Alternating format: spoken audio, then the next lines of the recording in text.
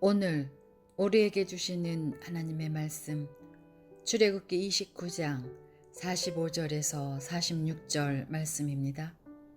내가 이스라엘 자손 중에 거하여 그들의 하나님이 되리니 그들은 내가 그들의 하나님 여호와로서 그들 중에 거하려고 그들을 애굽 땅에서 인도하여 낼 줄을 알리라. 나는 그들의 하나님 여호와니라. 아멘.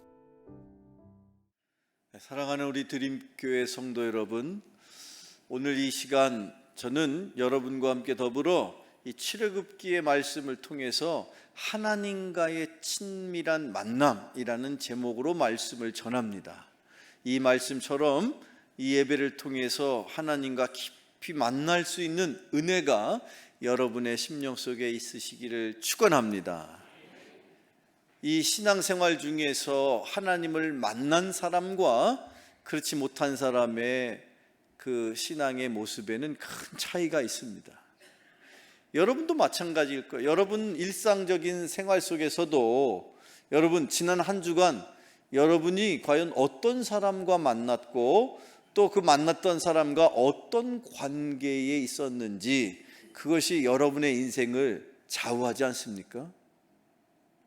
그런데 바라기는 여러분의 인생에서 그 어떤 만남보다도 하나님과의 만남, 그리고 그 만남이 오늘의 표현처럼 친밀한 만남, 하나님과 깊은 만남, 그런 만남이 여러분의 일생 중에 꼭 있으시기를 주님의 이름으로 축원합니다. 왜 그럴까요? 왜 만나야 합니까?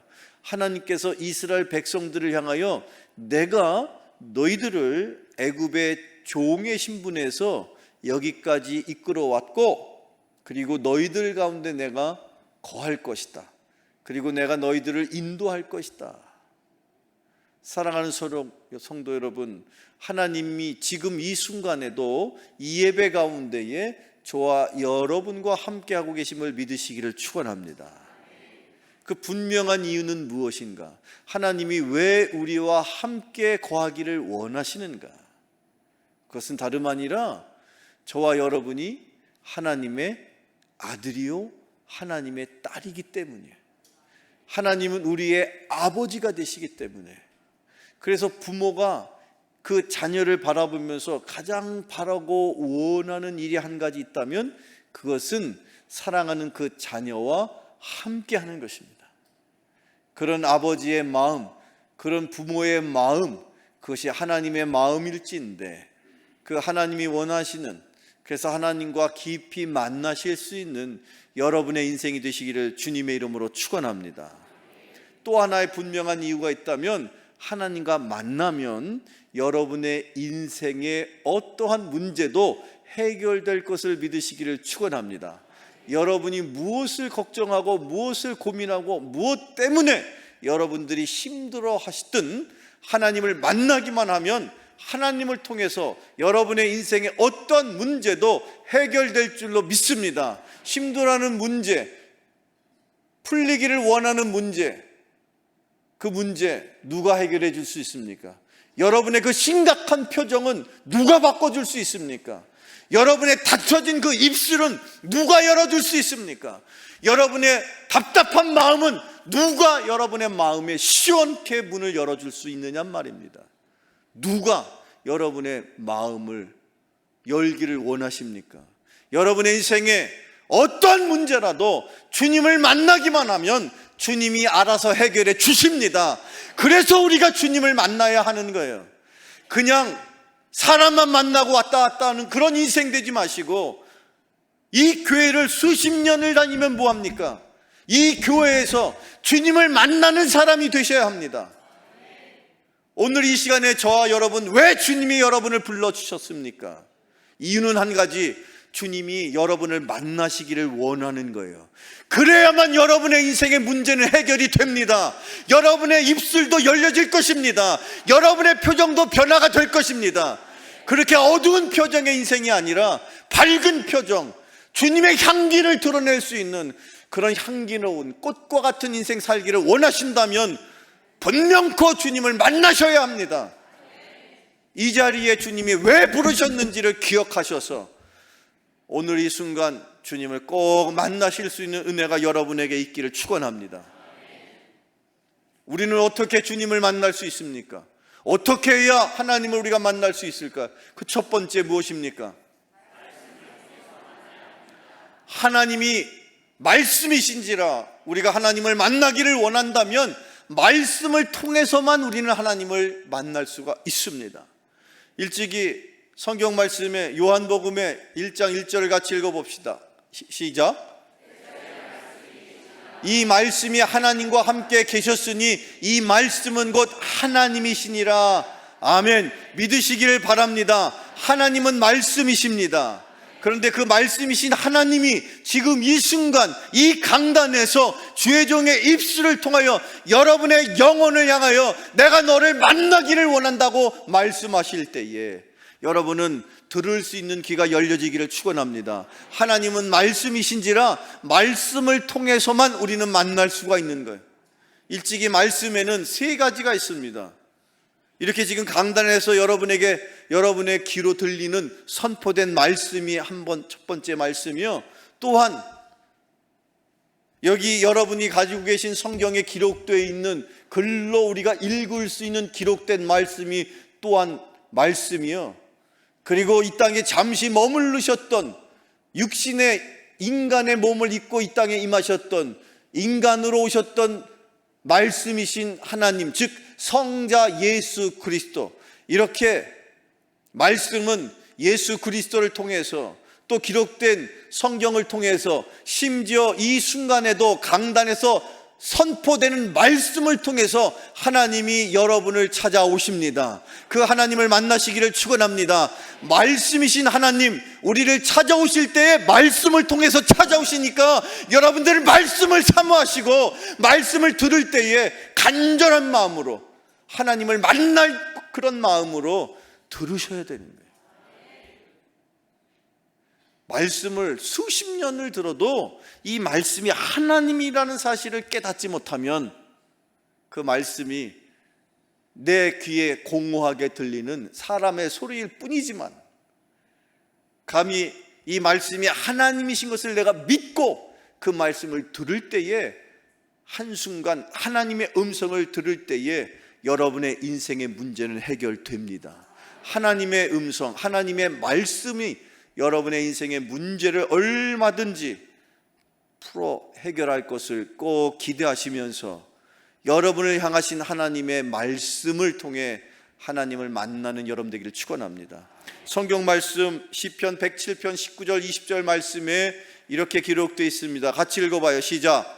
이에 그들이 그들의 고통 때문에 여호와께 부르짖음에 그가 그들의 고통에서 그들을 구원하시되 그가 그의 말씀을 보내어 그들을 고치시고 위험한 지경에서 건지시는도다. 아멘.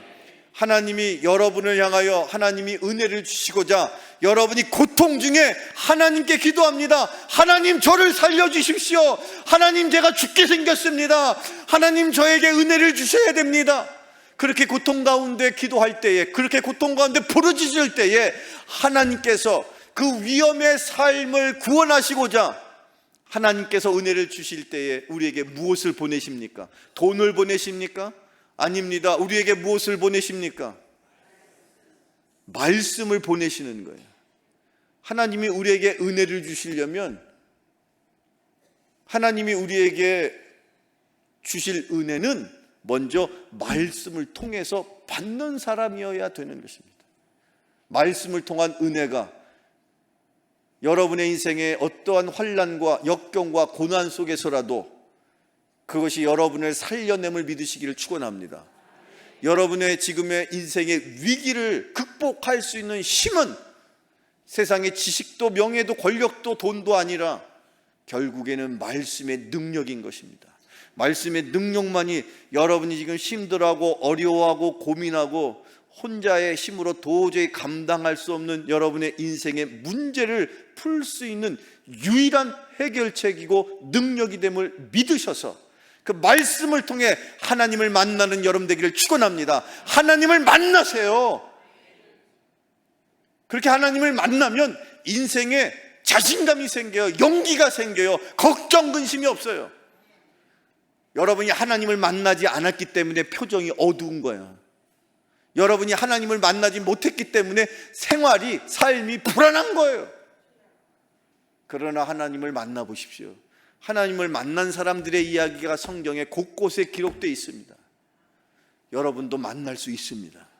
하나님이 그걸 원하셔서, 만나기를 원하셔서 이 순간 이 자리로 불러주셨으니 만남을 통해 여러분의 인생이 복된 인생 되시기를 축원합니다. 인생은 누구를 만나느냐가 그의 인생을 좌우하는 거예요. 결혼도 그렇고 부모와 자녀의 관계도 그렇고 어떤 인생도 그 만남을 벗어나서는 그 인생이 존재할 수가 없죠. 그런데 여러분의 인생에서 가장 귀한 만남, 그것은 바로 하나님과의 만남이요. 그 하나님과의 만남은 말씀을 통해 일어나게 된다는 사실을 꼭 기억하시기를 축원합니다. 두 번째, 또 우리는 하나님과 어떻게, 무엇을 통해서 만나야 할까요? 두 번째, 그렇습니다. 하나님께서 말씀을 통해서 우리에게 찾아오셔서 말씀에 반응함으로 우리가 하나님과의 만남이 시작됩니다. 그러고 나서는 그 다음부터 더 깊은 하나님과의 만남을 원하신다면 그 다음 단계로 기도하셔야 되는 거예요. 기도는 하나님과의 만남입니다. 기도는 하나님과의 대화입니다. 기도를 통해서 여러분은 하나님의 뜻을, 내 인생을 향하신 하나님의 계획을, 하나님이 나에게 뭘 원하시는지를 깨달아 알게 될 것입니다. 기도하는 인생 되기를 축원합니다.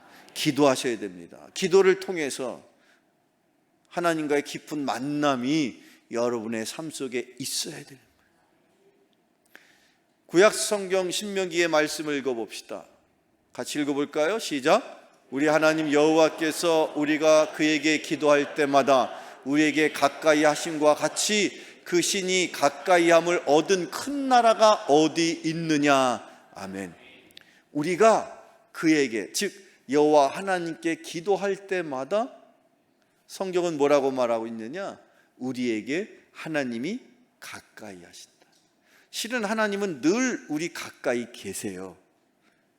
그런데 그 가까이 계시는 하나님을 내가 기도할 때마다 점점 더 가까이 느끼는 거야.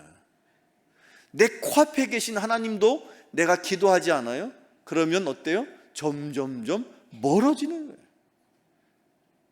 그리고 심지어 깊이 기도할 때에 그 기도를 통해서 내가 하나님과 하나가 되는 은혜가 여러분에게 있기를 축원합니다. 그래서 기도의 맛을 알고 기도의 깊이를 경험하게 되면, 기도하지 않고서는 살 수 없는 인생인 걸 깨닫게 되면, 그렇게 기도가 우리의 인생에 그렇게 중요한 것을 알게 되면 힘들고 어려워도 기도의 자리를 찾아오는 거예요. 새벽에 새벽 기도하시는 분들이 시간이 남아가지고 새벽에 나오실 것 같아요? 새벽에 여러분 기도하면 하나님께서 내 안에서 하나님께 내가 원하고 바라는 내 삶의 기도의 제목을 올리는 동안에 하나님께서 나에게 필요한 기도를 자연스럽게 하나님의 뜻에 맞추어서 바꿔주십니다. 그리고 심지어 내 마음속에 근심하고 걱정하고 있었던 기도를 붙들고 기도하는 동안에 점점 내 근심과 걱정이 변화되어서 어느 순간인가 하나님 감사합니다라고 고백하게 되고, 심지어 처음에 기도를 시작할 때 근심하고 걱정하고 있었던 내 인생의 그 문제가 하나님께서 평강으로 내 마음을 화평한 마음으로 바꾸어 주십니다. 그런 은혜가 여러분에게 있기를 축원합니다. 성경을 읽어봅시다. 에베소 6장 18절 말씀에 같이 읽어볼까요? 시작. 항상 성령 안에서 기도하고 이를 위하여 깨어 구하기를 항상 힘쓰며 여러 성도를 위하여 구하라. 아멘. 성령 안에서 기도하라, 그렇게 표현하고 있는데, 여러분, 여러분의 심령 속에 누가 계십니까? 성령님이 계십니다. 믿으십니까? 꼭 기억하셔야 되는 거, 하나님은 저 여러분들이 상상할 수 없이 멀리 떨어져 있는 하늘나라 어느 쪽에 계시지 않고 지금도 내 안에 계신다. 여러분 안에 계시는 하나님, 그분이 바로 성령의 하나님이신 거예요. 그런데 그 성령의 하나님이, 성령 하나님이 내 안에 계신다고 하니까 성도들이 늘 착각하는 것 중에 하나가, 내 안에 성령님이 계신다고 그렇게 생각하는데, 자, 여러분에게 여쭤봅시다. 성령님이 크실까요? 내 영혼이 클까요? 성령님이 크신 분이에요? 내가 큰 사람이에요?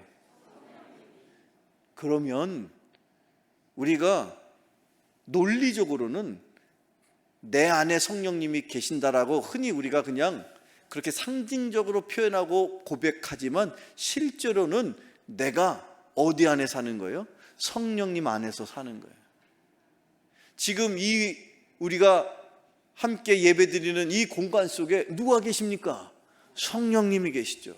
그러니 우리가 한 사람도 빠짐없이 성령 안에서 예배 드리는 것이고, 성령 안에서 말씀을 나누는 것이고, 성령 안에서 기도하고 있음을 믿으시기를 축원합니다. 그렇게 성령 안에서 기도하는 자가 될 때에 우리의 기도가 성령에 의해서 고쳐지는 거예요.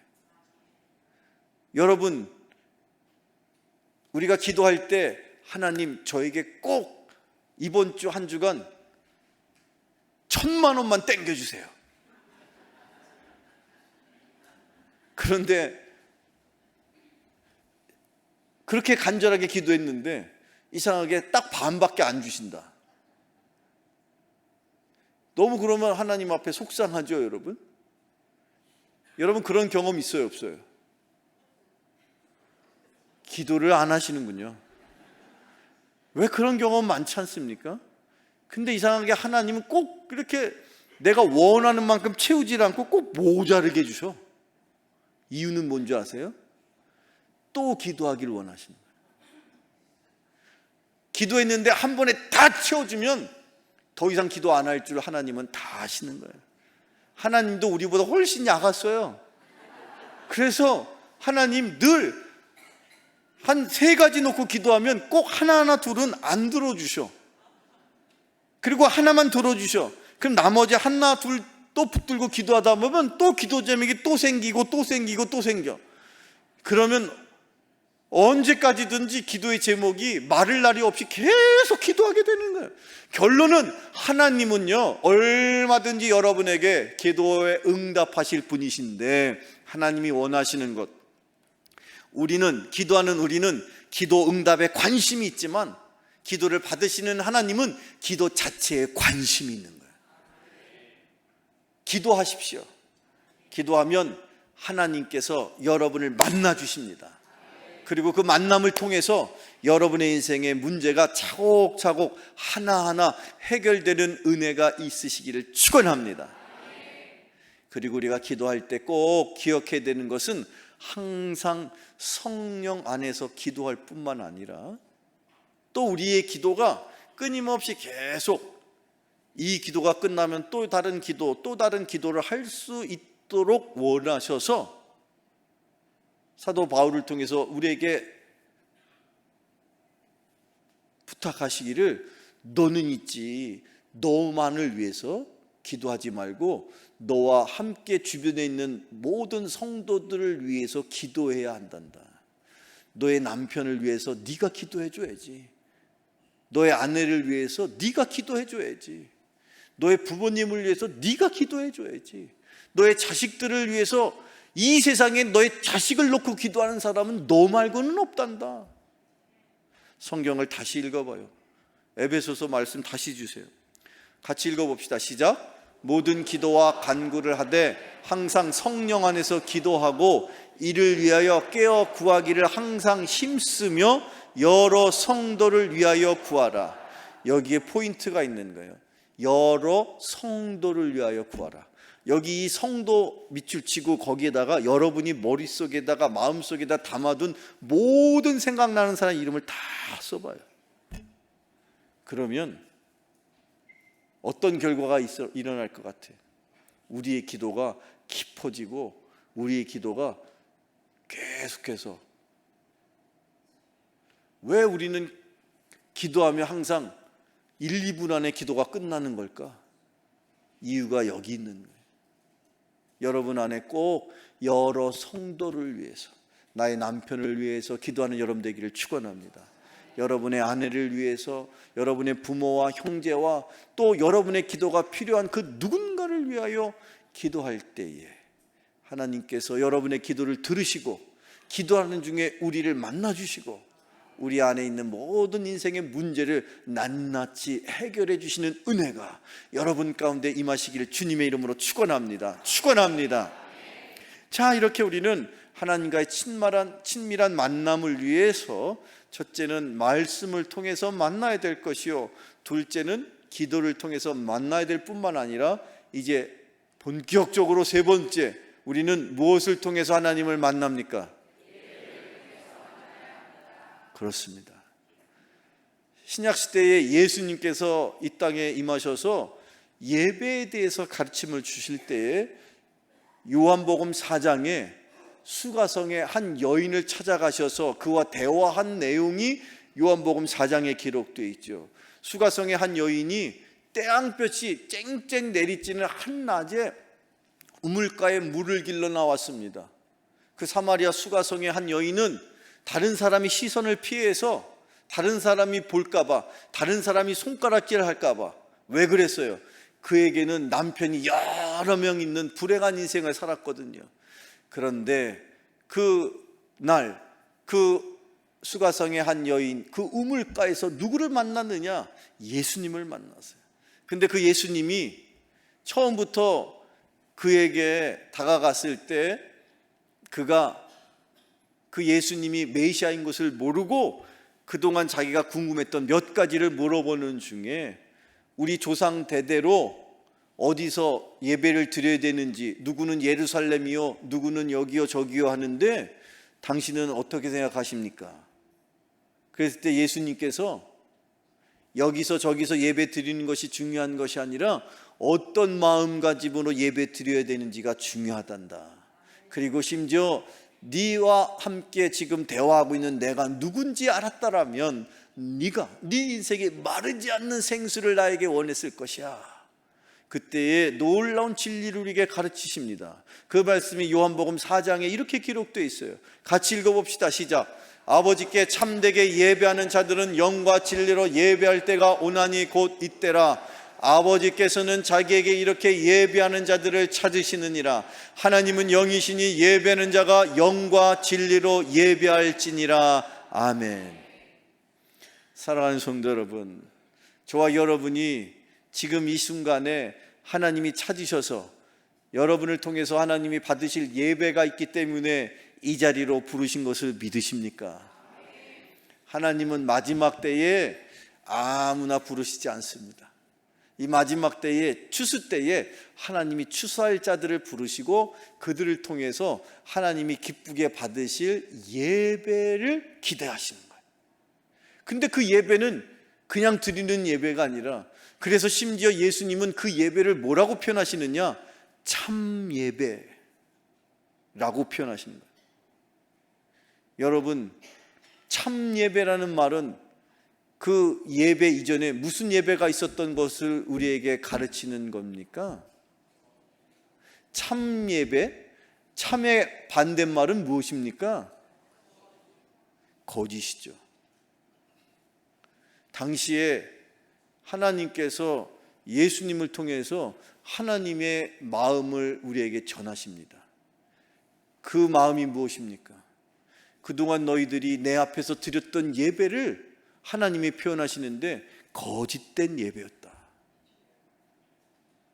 아니, 우리가 하나님 앞에서 오래도록 수십 년 동안, 심지어 어떤 분은 수백 번, 수천 번도 예배를 드렸을 텐데, 심지어 구약시대의 이스라엘 백성들은 아마 예배 빼면 그들의 삶이 존재할 수도 없을 만큼 예배를 드렸는데, 어찌된 영문으로 예수님을 통해서 하나님은 뭐라고 말씀하시느냐?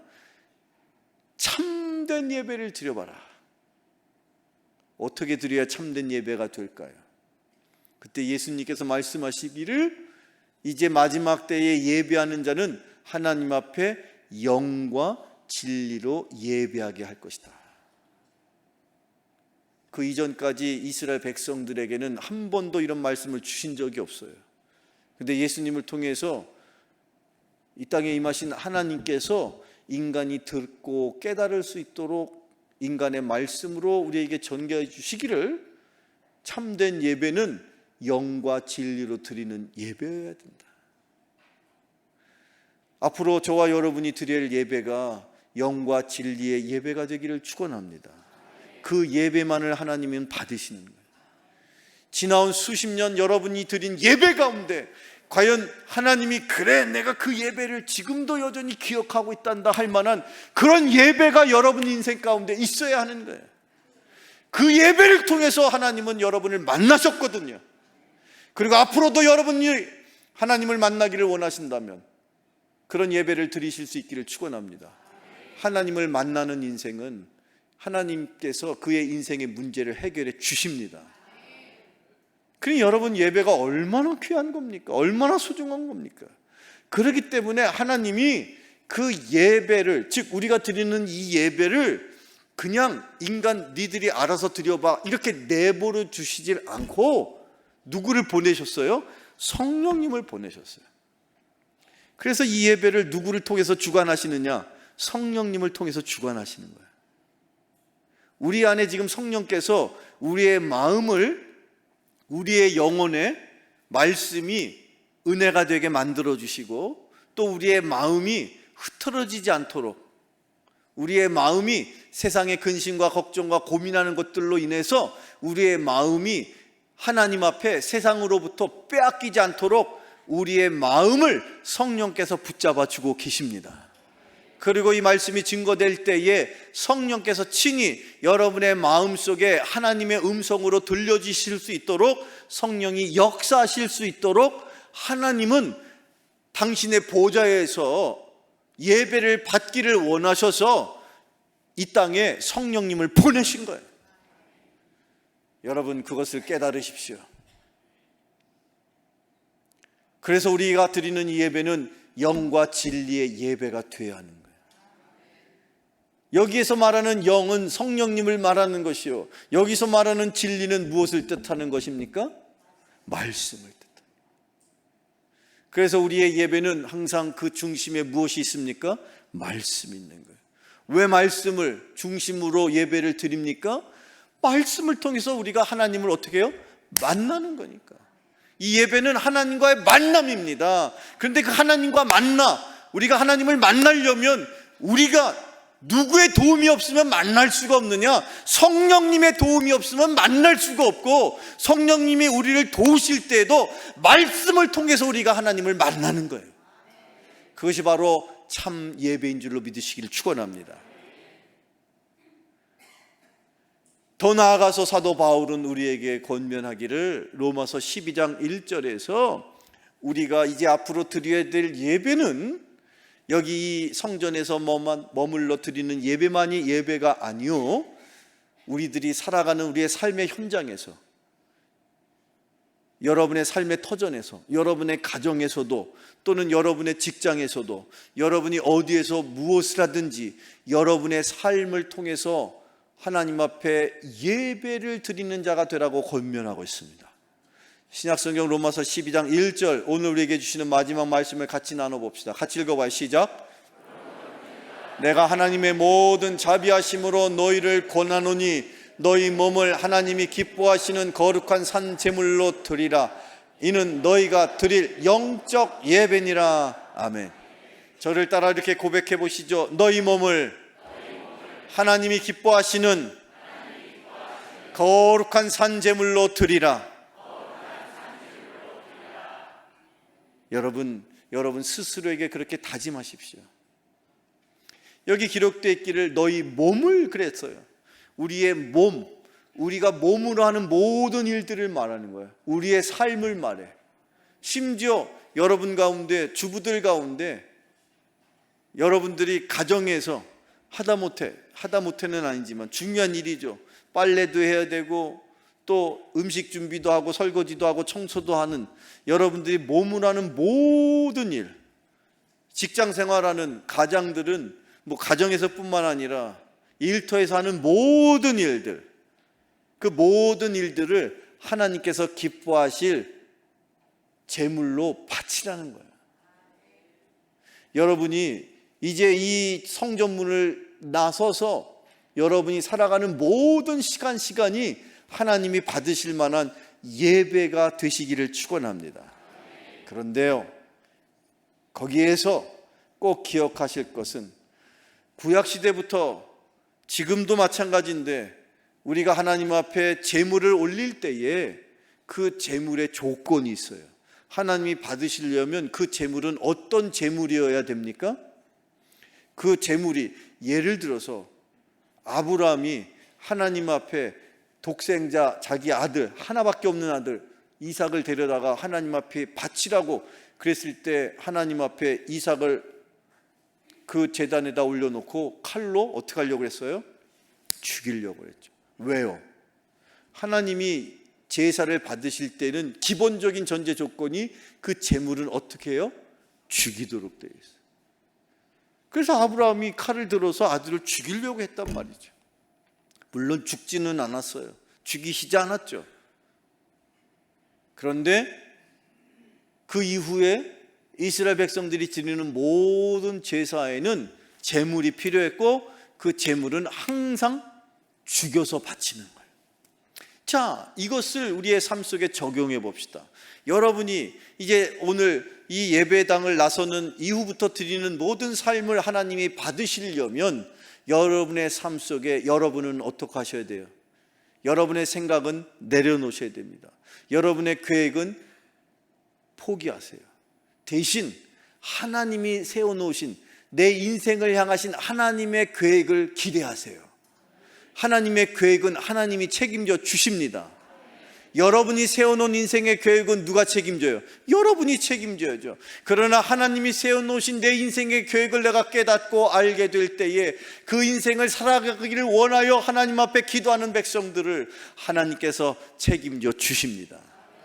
그리고 그가 자기의 욕심을 자기를 죽이고 내려놓고 그렇게 하나님 앞에 살아갈 때에 하나님이 그의 삶을 산 제물로서 살아있는 예배로 받으시는 거예요. 예전에 한 가수가 불렀던 노래 가운데 아주 의미 있는 가사가 있는데 뭐 그 가수의 이름을 제가 잘 기억 못해서 뭐 그걸 기억한다고 여러분에게 그게 그 가수가 불렀으니까 은혜가 있다는 게 아니라 그 가사가 어땠는지 아세요? 그 가사가 그 노래의 제목이 가시나무새예요. 그 가시나무새는 그 가시나무새라는 노래의 제목에는 그 가사에는 내 속에 내가 너무도 많아. 아직도 살아있는 내 안에 아직도 살아있는 나의 자아, 이것을 죽여야 합니다. 그리고 내 인생을 사는 게 아니라 내 안에 살아계시는 예수 그리스도의 삶을 살아갈 때에 그의 인생을 하나님이 책임져 주십니다. 그런 인생 살기를 원하십니까? 예배를 통해서 하나님을 만나십시오. 말씀을 통해서 기도를 통해서 하나님을 만나시면 하나님을 만난 인생 하나님이 책임져 주십니다. 그런 인생 살아가는 저와 여러분 되시기를 주님의 이름으로 축원합니다. 기도하겠습니다. 거룩하신 하나님 아버지, 세상의 그 어떤 이와의 만남보다도 더욱더 하나님과의 친밀한 만남을 간절히 원합니다. 말씀과 기도와 예배를 통해 진실되게 주님과의 만남을 허락하여 주옵소서. 그리하여 그 만남 속에서 우리들의 삶의 모든 문제가 해결되게 하시고 우리들의 가정이 온전히 일어나게 하시고 우리가 섬기는 이 교회가 은혜로 채워지게 하여 주시옵소서. 예수님의 이름으로 기도하옵나이다. 아멘.